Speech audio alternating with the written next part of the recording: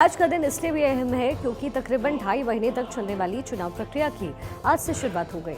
दरअसल आज से पहले चरण के चुनाव के लिए नामांकन की शुरुआत हो गई है। 19 अप्रैल को होने वाले पहले फेज में 21 राज्यों की 102 सीटों पर वोटिंग होनी है और इन सभी सीटों पर नॉमिनेशन का प्रोसेस आज से शुरू हो गया। 21 राज्यों की जिन 102 सीटों पर पहले चरण में वोटिंग होगी उनमें तमिलनाडु की सभी 39 सीट, उत्तर प्रदेश की 8 सीट, राजस्थान की 12 और मध्य प्रदेश की 6 सीटें शामिल हैं। इसके अलावा पहले फेज में पश्चिम बंगाल की 3 सीट, उत्तराखंड की सभी 5 सीट, बिहार की 4, महाराष्ट्र की 5 और असम की 5 सीट शामिल हैं। चुनाव आयोग के नोटिफिकेशन के मुताबिक नॉमिनेशन फाइल करने की आखिरी तारीख 27 मार्च है। वहीं नॉमिनेशन पेपर्स की स्क्रूटनी 28 मार्च को होगी। हालांकि बिहार में त्योहार के चलते शेड्यूल में थोड़ा बदलाव किया गया है। यहां नॉमिनेशन की आखिरी तारीख 27 की जगह 28 मार्च तक होगी, तो वहीं स्क्रूटनी 30 मार्च को होगी, जबकि बिहार के कैंडिडेट अपना नाम 2 अप्रैल तक वापस ले सकेंगे। उत्तर प्रदेश की जिन 8 सीटों पर पहले चरण के लिए वोटिंग होनी है उसमें एक नाम पीलीभीत का भी है। पीलीभीत यानी बीजेपी के फायर ब्रांड नेता वरुण गांधी का लोकसभा क्षेत्र। अब बीजेपी ने भले ही बीजेपी की तरफ से पीलीभीत सीट पर अपने कैंडिडेट का ऐलान न किया हो, लेकिन कल वरुण गांधी के प्राइवेट सेक्रेटरी पीलीभीत पहुंचे और नॉमिनेशन फॉर्म के 1 या 2 नहीं बल्कि 4 सेट खरीद करके दिल्ली लौट गए। अब बिना टिकट मिले ही नॉमिनेशन फॉर्म खरीद करके वरुण क्या संदेश दे रहे हैं, इस पर हमारी एक खास रिपोर्ट आपको दिखाते हैं।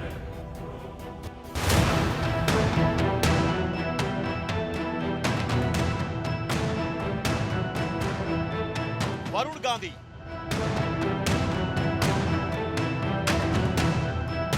यूपी में बीजेपी के फायर ब्रांड नेता, लेकिन इस फायर ब्रांड नेता के तेवर इन दिनों कुछ ज्यादा ही तल्ख हैं। पीलीभीत से बीजेपी सांसद वरुण गांधी की पार्टी से नाराजगी की खबरें सरेआम। वरुण गांधी न सिर्फ खुलेआम अपनी सरकार पर उंगली उठाते रहे हैं बल्कि कई मौकों पर पार्टी को असहज भी करते रहे हैं। अब जबकि चुनाव में चंद दिन बाकी है, वरुण गांधी के एक कदम ने सबको हैरान कर दिया है। दरअसल वरुण गांधी ने नामांकन शुरू होने से पहले ही दिन नॉमिनेशन फॉर्म के 4 सेट खरीद लिए हैं।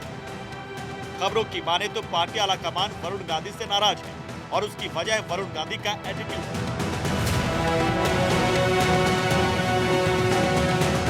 बीते 3 सालों से वरुण गांधी अपनी पार्टी और सरकार के खिलाफ मोर्चा खोले हुए। ऐसे में संभावना इस बात की भी है कि शायद इस बार पार्टी ने फिर से मौका ना दे। और ये अटकलों का बाजार इसलिए भी गर्म है क्योंकि बीजेपी अब तक उम्मीदवारों की 2 लिस्ट जारी कर चुकी है, लेकिन इनमें से किसी में भी वरुण गांधी का नाम नहीं है। ऐसे में सवाल यह है कि क्या वरुण गांधी ने टिकट न मिलने की सूरत में निर्दलीय चुनाव लड़ने का मन बना लिया है।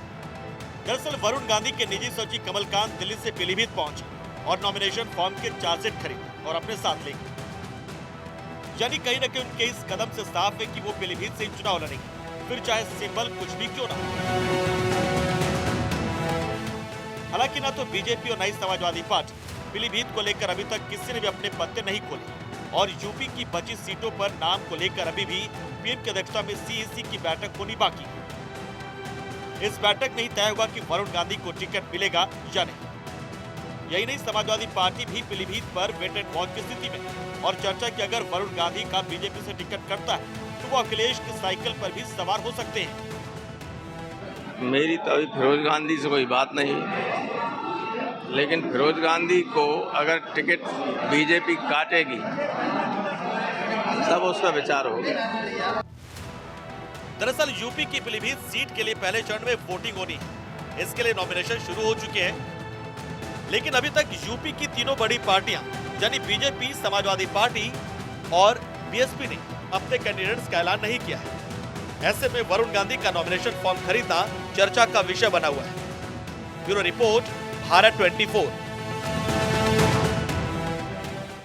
आखिरकार एनडीए ने बिहार में सीट शेयरिंग की गुत्थी सुलझा ली है। सीट शेयरिंग के इस फॉर्मूले के तहत जहां 17 सीटों पर बीजेपी और 16 सीटों पर जेडीयू चुनाव लड़ेंगी, तो वहीं 5 सीटें चिराग पासवान की पार्टी एलजेपी रामविलास को दे दी गई है, जबकि उनके चाचा पशुपति पारस को एक भी सीट नहीं मिली है।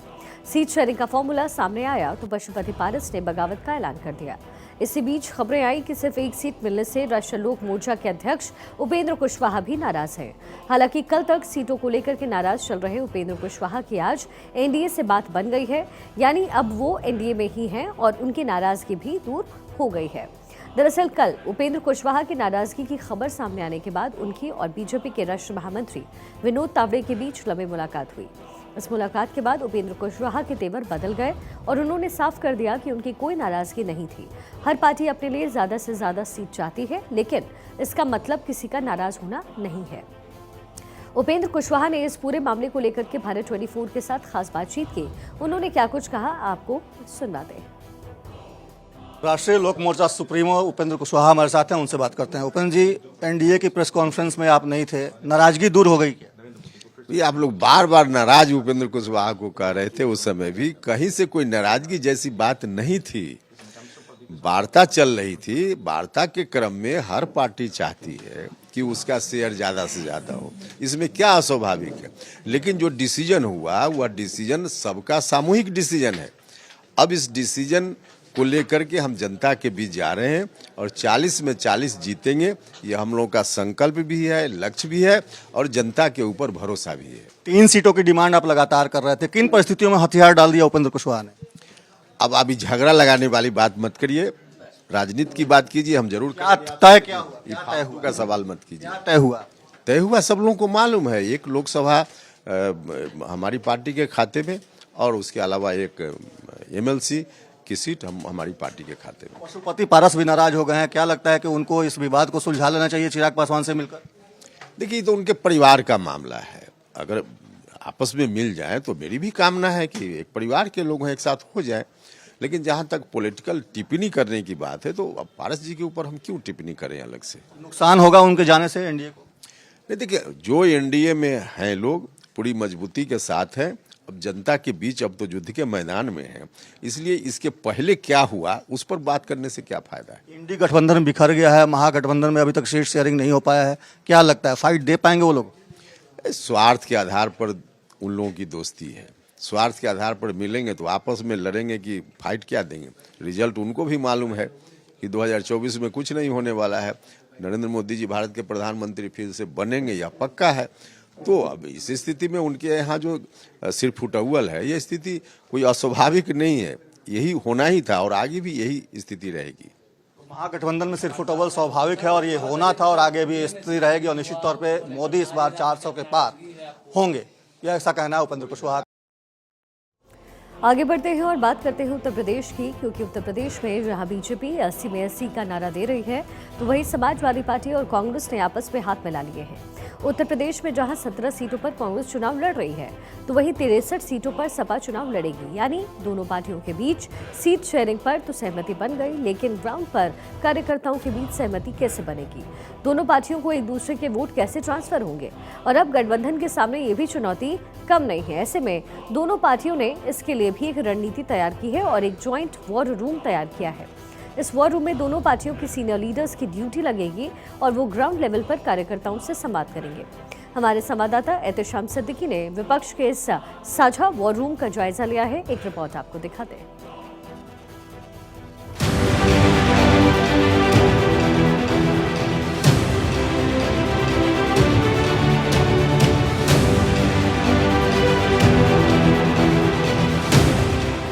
24 के चुनावी समर का शंखनाद हो चुका है। गठबंधन बन रहे हैं, बिगड़ रहे हैं, चुनावी तैयारियां तेज हैं, जनता तक पहुंचने की हर मुमकिन कोशिश जारी है। यूपी में भी कांग्रेस और समाजवादी पार्टी बीजेपी से मुकाबले के लिए एक साथ है। सिर्फ ग्राउंड पर ही नहीं, तकनीकी के ग्राउंड पर भी दोनों पार्टियां एक साथ हैं। चुनाव पर नजर रखने और रणनीति बनाने के लिए कांग्रेस और एसपी एक साझा वॉर रूम तैयार कर रही हैं। इस वॉर रूम की मदद से न सिर्फ चुनाव पर नजर रखी जाएगी, बल्कि ग्राउंड लेवल पर संगठन के लोगों को एक दूसरे से कनेक्ट भी किया जाएगा। लोकसभा चुनाव की रणभेरी बच चुकी है और सबसे ज्यादा घमासान उत्तर प्रदेश में मचा हुआ है। उत्तर प्रदेश में जहां एक तरफ भारतीय जनता पार्टी है, दूसरी तरफ गठबंधन कांग्रेस और समाजवादी पार्टी मौजूद है।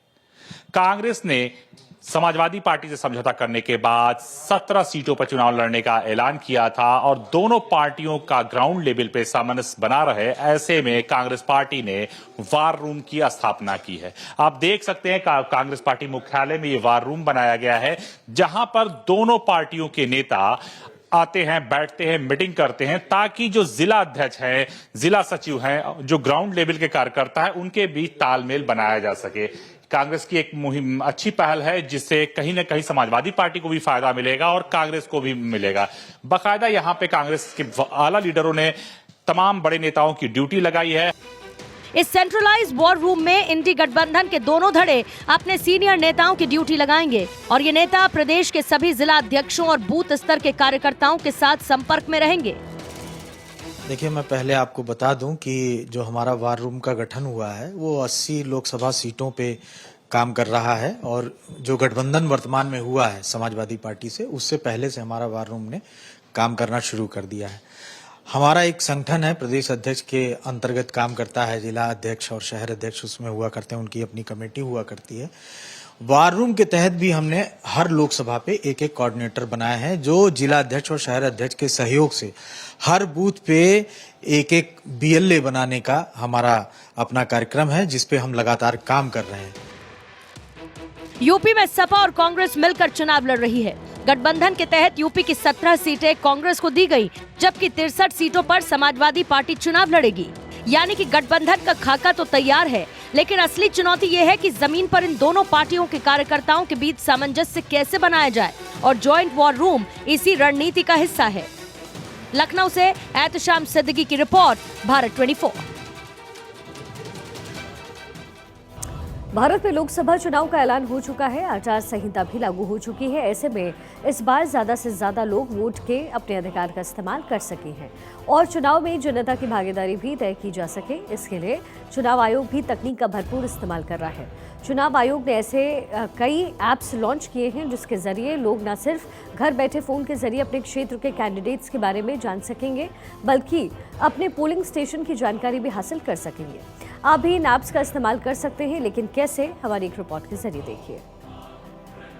देश में लोकसभा चुनाव की तारीखों का ऐलान हो गया और साथ ही चुनाव आयोग ने इस बार लोकसभा चुनाव को और ज्यादा पारदर्शी बनाने की कोशिश के साथ साथ वोटर्स को कोई दिक्कत ना हो, सुविधा सहूलियत मिले, इसके लिए डिजिटल कनेक्टिविटी का भी एक नया जरिया दिया है। कुछ ऐप्स लॉन्च किए हैं। इन ऐप से आपके लिए क्या फायदा होगा, कैसे आप अपने कैंडिडेट को जान सकते हैं, कैसे आप ये जान सकेंगे कि आपका नाम वोटर लिस्ट में है या नहीं है, कैसे उसमें ऐड ऑन कराया जा सकता है, और साथ ही क्या कोई दिक्कत आपको है, यहाँ तक कि चुनाव के दौरान भी अगर आपको कहीं पर धांधलीबाजी दिखती है, चुनाव प्रचार के दौरान आपको कोई दिखता है जो कि कोई कैंडिडेट अगर यहाँ पैसे का लालच देता है, गलत तरीके से प्रचार कर रहा है, उसकी शिकायत के लिए भी ऐप चुनाव आयोग की तरफ से लॉन्च किया गया। कई सारे ऐप्स हैं, अलग अलग सुविधाएं इनकी हैं और अलग अलग फायदा इन ऐप से आपको भी होगा। और एक जिम्मेदार नागरिक होने के नाते हमें ये जानना भी जरूरी है कि आखिर इन ऐप से क्या सुविधा मिलने वाली है और ये क्यों जरूरी है। तो सबसे पहले बात करते हैं नो योर कैंडिडेट ऐप, जो चुनाव आयोग की तरफ से लॉन्च किया गया है। कैसे इसको डाउनलोड करना है ये भी हम आपको बताएंगे और कैसे इसका इस्तेमाल करना है ये भी हम आपको बताने वाले हैं। सबसे पहले आप प्ले स्टोर में जाइए, अगर आईफोन यूज करते हैं आप तो अपने आई स्टोर में जा सकते हैं और आपको टाइप करना है KYC। देखिए, ऐप डाउनलोड करना होगा आपको KYC, know your candidate. KYC आप टाइप करिए और उसके बाद आपको ये आइकन के साथ ऐप दिखेगा, इलेक्शन कमीशन ऑफ इंडिया का KYC यानी कि नो योर कैंडिडेट। अब इस ऐप को हम खोल लेते हैं। भारत निर्वाचन आयोग का इलेक्शन कमीशन ऑफ इंडिया का ये ऐप है। इसमें कैंडिडेट के बारे में पूरी जानकारी होगी। हालांकि नामांकन की प्रक्रिया आज से शुरू हो गई है पहले फेज के लिए, तो जहां जहां नामांकन हो जाएगा वहां के कैंडिडेट्स आपको इस ऐप में मिलेंगे और अपने कैंडिडेट्स के बारे में आप इसमें जानकारी हासिल कर सकेंगे। और यहाँ से ये आपको पता चल पाएगा कि आखिर आपके इलाके में जो प्रत्याशी हैं उनके खिलाफ कितने आपराधिक मामले हैं, आपके इलाके से जो कैंडिडेट हैं उनकी संपत्ति कितनी है। पूरी जानकारी जो एफिडेविट में दिया जाता है आयोग को, दायर की जाती है जानकारी, वो जानकारी डिजिटली आपको यहाँ पर मिल पाएगी। हालांकि अभी नॉमिनेशन नहीं हुआ, जैसा आप देख पा रहे हैं। आप जानते हैं कि आज ही से नामांकन की प्रक्रिया शुरू हुई है, लेकिन जैसे ही नामांकन की प्रक्रिया शुरू होगी और जानकारी ऑनलाइन उपलब्ध कराई जाएगी, इसको आयोग अपडेट कर देगा। एक और ऐप चुनाव आयोग की तरफ से जारी किया गया है। दरअसल इस ऐप के जरिए आप अपनी जानकारी भी देख सकते हैं कि वोटर आईडी कार्ड आपका बना है, आपका नाम वोटर लिस्ट में है नहीं है, कैंडिडेट को लेकर क्या जानकारी उपलब्ध है, और साथ ही इलेक्शन फेजेस जो हैं, आपके इलाके में कब वोटिंग होगी, ये तमाम जानकारी जो है इस ऐप में उपलब्ध कराई गई है चुनाव आयोग की तरफ से। इलेक्शन कमीशन ऑफ इंडिया की तरफ से ऐप वोटर हेल्पलाइन ऐप जारी किया गया और उसमें तमाम जानकारी है। फिर से वही प्रोसेस, आपको अपने प्ले स्टोर पर जाना है और टाइप करना है वोटर हेल्पलाइन ऐप। जैसे आप टाइप करेंगे उसके बाद आपको ये ऐप दिखेगा, ये आइकन जो हम इस वक्त स्क्रीन पर दिखा रहे हैं, इस आइकन को देखिए, इसे डाउनलोड करिए और ये तमाम ऑप्शंस इसमें मौजूद हैं। हालांकि आयोग की तरफ से बताया गया कि अब तक लगभग 1,90,00,000 लोगों ने इसको डाउनलोड कर लिया है और अपना इलेक्टोरल रोल जो है वो उसमें चेक भी कर सकते हैं आप। कई सारे ऑप्शन है। सबसे पहला ऑप्शन जो है वोटर रजिस्ट्रेशन का है। कई सारे ऐसे लोग हैं जिनका वोटर आईडी कार्ड नहीं बना होगा, रजिस्ट्रेशन नहीं हुआ होगा, इसमें इसका ऑप्शन भी है। आप इस ऑप्शन पर क्लिक करिए। सबसे पहला ऑप्शन जो आपको दिख रहा है ऑरेंज कलर का, वोटर रजिस्ट्रेशन का, तो ये होम स्क्रीन आप देख रहे हैं इस ऐप का, यानी कि वोटर हेल्पलाइन ऐप की होम स्क्रीन है। सबसे पहला ऑप्शन इसमें है वोटर रजिस्ट्रेशन का, क्लिक करते हैं इस पर। इसमें दो ऑप्शन है, न्यू वोटर रजिस्ट्रेशन। कई लोगों की 18 साल की एज के बाद भी वोटर रजिस्ट्रेशन नहीं होता है और ये बहुत आम देखा जाता है। अगर ये समस्या आपके साथ है, आप रजिस्ट्रेशन कराने चाहते हैं, तो आप इस पर क्लिक करेंगे, fill form 6 if you are 18 years और एबव, या फिर आप चुनाव की तारीख से पहले 18 साल के हो जाएंगे अप्रैल तक, तो भी आप इसमें रजिस्ट्रेशन कर सकते हैं। अपना नाम हटवा भी सकते हैं आप, डिलीशन का भी ऑप्शन है और करेक्शन भी कर सकते हैं। इसके अलावा आधार कार्ड से लिंक करने का जो एक जिक्र था वो भी यहाँ पर आपको ऑप्शन मिलेगा, आधार नंबर सबमिशन के साथ ही, या न्यू वोटर रजिस्ट्रेशन पर आगे आपको फॉर्म मिलेगा और साथ ही आपको लॉगिन करना होगा अगर आप इस ऑप्शन का यूज़ करना चाहते हैं। इसके अलावा आप जो चुनाव आयोग की तरफ से जानकारियाँ उपलब्ध कराई जा रही हैं वो जानकारियाँ भी लेटेस्ट अपडेट पर ले सकेंगे। कंप्लेन करना है आपको, कंप्लेन भी कर सकेंगे। कोई सुझाव देना चाहते हैं ऐप से जुड़ा हुआ, या आयोग को कोई जानकारी देना चाहते हैं, वो भी आप यहाँ पर कंप्लेंट वाले सेक्शन पर क्लिक करके जानकारी दे सकेंगे। बाकी कहाँ आपका चुनाव आयोग की तरफ से वोटिंग सेंटर जो है वो होगा, वोटिंग लिस्ट से जुड़ा हुआ जो पूरा ब्यौरा है वो भी आपको यहाँ पर मिलेगा। इसके अलावा इलेक्शन रिजल्ट्स, आप चुनाव की जो पूरी जानकारी है, जिस तरह से 4 जून को जब नतीजे आ रहे होंगे, लेटेस्ट जानकारी इलेक्शन रिजल्ट से जुड़ी हुई आप यहाँ पर देख सकेंगे।